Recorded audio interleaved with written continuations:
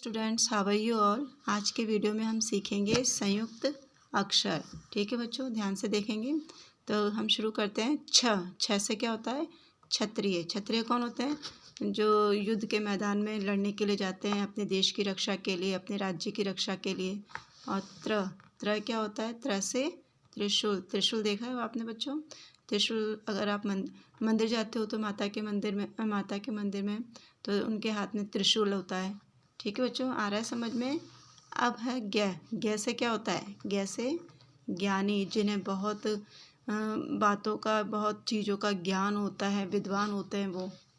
अब है नेक्स्ट श्रमिक। क्या श्र से श्रमिक। श्रमिक किसको कहते हैं? मेहनत करने वाला। जो आपने देखे होंगे कोई मकान बनाता है तो श्रमिक किस तरह से मेहनत करके मकान बनाने का कार्य करता है। मतलब कहने का तात्पर्य है कि श्रमिक होता है श्रम करने वाला, मेहनत करने वाला। तो आज हमने पढ़े जो संयुक्त अक्षर में छ, त्र, ज्ञ और श्र।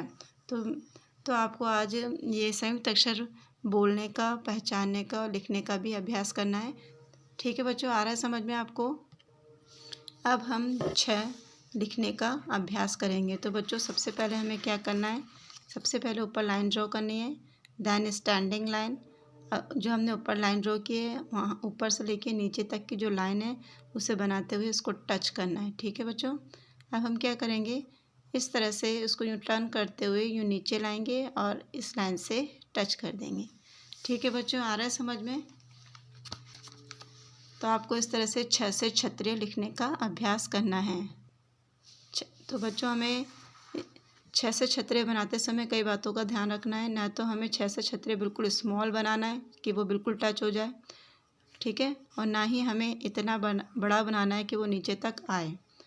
तो ना तो ज़्यादा छोटा होना चाहिए, ना ज़्यादा बड़ा होना चाहिए। हमें जो ये दो लाइन दी गई है उसको ध्यान में रखते हुए इस तरह से टर्न करके ये छ से क्षत्रिय सही तरीके से बनाना है।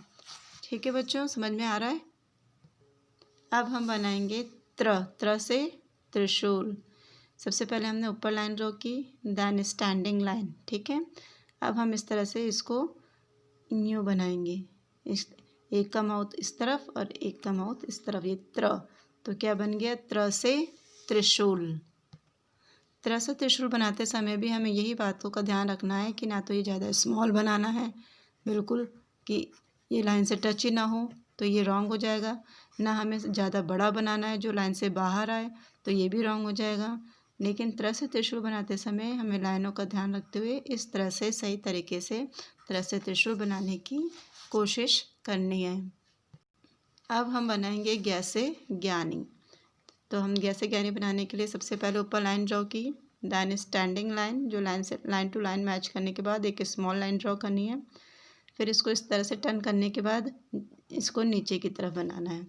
ठीक है बच्चों, आ रहा समझ में? तो ज्ञ से ज्ञानी बनाते समय हमें बिल्कुल ध्यान रखना है कि भाई ना तो ये ऊपर आए और ना ही ये नीचे की लाइन से ज़्यादा नीचे आए। ठीक है बच्चों, अब ज्ञ से ज्ञानी बनाते समय हमें किन चीज़ों का ध्यान रखना है? कई बार बच्चे क्या होते हैं कि ज्ञ से ज्ञानी बनाते समय इसको बनाते समय यूँ नीचे तक ले आते हैं, जो कि रॉन्ग है। आपको जो मैंने पहले वाले जो संयुक्त अक्षर में बताई थी चीज़ों का ध्यान रखना है। बिल्कुल स्टैंडिंग लाइन बना के लाइन के अंदर ही हमें इसको टर्न करते हुए नीचे लाना है और ज्ञ से ज्ञानी बनाना है। ठीक है बच्चों, इस तरह से आपको इन संयुक्त अक्षरों को लिखने का, बोलने का अभ्यास करना है। आ रहा है समझ में?